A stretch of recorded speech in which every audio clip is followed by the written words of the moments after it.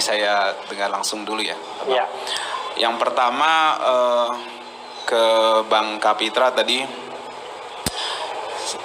kita suka tidak suka memang sangat membutuhkan opini. Jadi menurut hemat saya, kita forum-forum ini kemudian pendapat-pendapat ini perlu dikemukakan secara publik. Kenapa? Karena ini bagian check and balance yang memang natural, yang memang kita tidak mampu menjangkaunya melalui wakil-wakil rakyat kita. Seperti itu. Ada yang tidak, bukan berarti saya menafikan fungsinya, bukan. Ada, akan tetapi hal yang memang tidak ada, suka tidak suka media ini adalah check and balance atas proses pemerintahan dan proses penegakan hukum juga. Gitu. Singkatnya sebenarnya mudah-mudahan ini menjadi bagian dari koreksi ya, yang memang secara faktual harus diakui memang ini beredar opini di masyarakat. Karena kalau kita tidak beropini, maka opini akan dikuasai oleh orang-orang yang tidak mengerti ataupun tidak paham dengan kasus itu sendiri.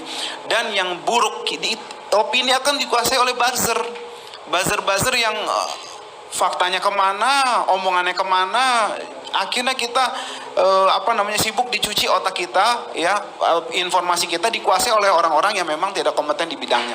Itu tanggapan saya ke Bang Kapitra tadi. Jadi dan Bang Kapitra ternyata juga berperan di situ karena hadir di sini beliau. Artinya meskipun beliau katakan ini tidak ada gunanya, ternyata beliau juga mengakui bahwa ini sangat ada gunanya, seperti itu. Saya juga sering hadir dengan abang saya ini di mana-mana. Kemudian mengenai kasus prokes.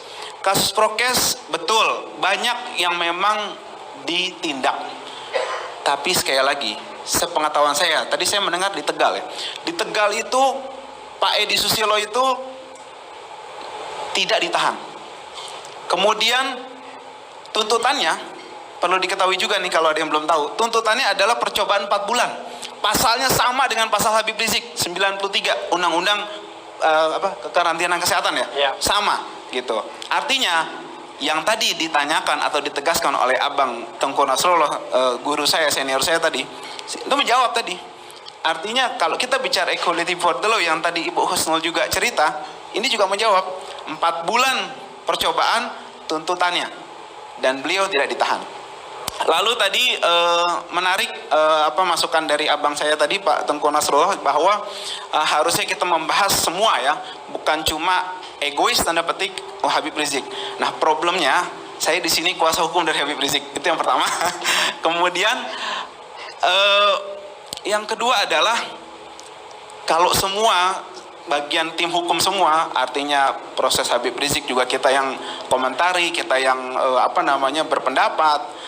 Nanti pendapat ahli hukum yang lainnya nggak ada kan, seperti itu. Justru mungkin nanti ketika saya bukan jadi kuasa hukum, mungkin saya bisa berpendapat sama dengan Bang Tengku Nasrullah.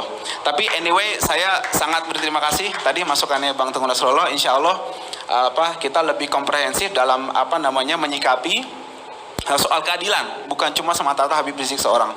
Kemudian yang lainnya terkait prokes ini sekali lagi saya tegaskan bahwa ini masih berproses karena seperti kita tahu jaksa Jumat kemarin sudah menetapkan ya bahwa mereka akan banding dan sudah menyatakan pengadilan. Sedangkan kami di sini masih berdiskusi lebih lanjut terkait dengan keputusan mau mengajukan banding atau tidak terkait dengan respon dari jaksa tersebut. Seperti itu. Itu sih singkatnya, Abang.